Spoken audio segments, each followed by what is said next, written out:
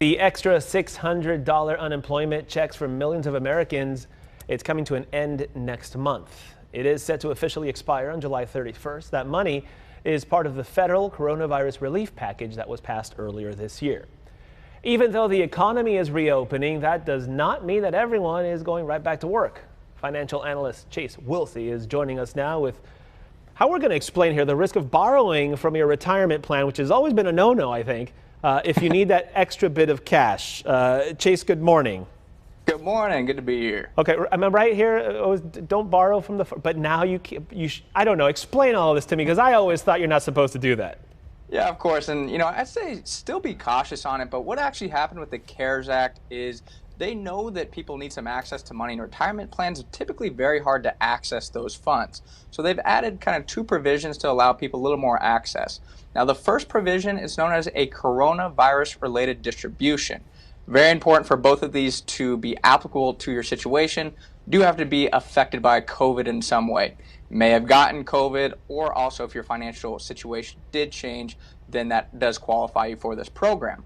Now, with the coronavirus-related distribution, you can now take up to $100,000 from like your IRA or 401k plan.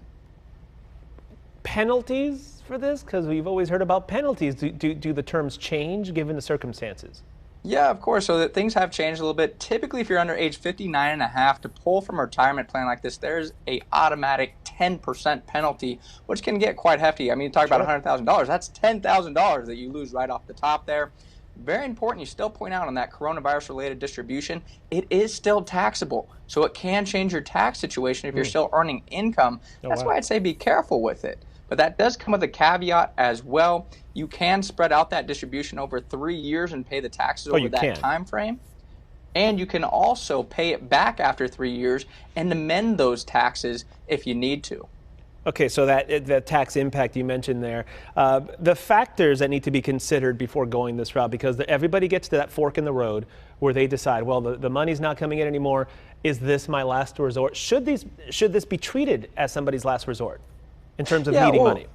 Yeah, there are a couple other options. I mean, I always talk about, you do have access to now a 401k plan loan where that actually isn't taxable on the front end, but you have to be very careful with the 401k plan loans. And with the COVID, they did actually increase it from $50,000 to $100,000.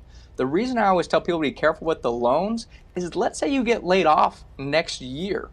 Well, all of a sudden now you have to repay that loan. And you have to have that repaid by tax day of the following year. And if you don't repay it, then you have the 10% penalty and it becomes taxable to you. So it's a very dangerous situation. I generally tell people I like to look at setting up a HELOC or a home equity line of credit. Because what that does is, let's say you did borrow from the 401k, or even if you didn't, it gives you quick access to capital. And you only have to pay interest on it if you use that home equity line of credit. Don't be scared of it. It is a great tool. And we always joke around here and say, people aren't going to give you access to debt when you need it the most, right? You don't have a job, you're not going to be able to apply for that. When you need money, that's the worst time to apply for debt. When things are going well, that's the best time to apply for debt, because that's when you're going to get the best rates, you're going to get the most options. But again, with the home equity line of credit, you only pay interest when you use that line of credit. That is a very good point. See, this is why we talk to you.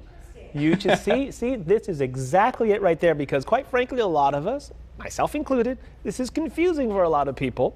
Let's see, Chase comes on here and he explains everything, makes it seem normal. Thank you so much. Great advice. Chase Wilsey, thank you so much. Outstanding. Thanks for having me. Okay.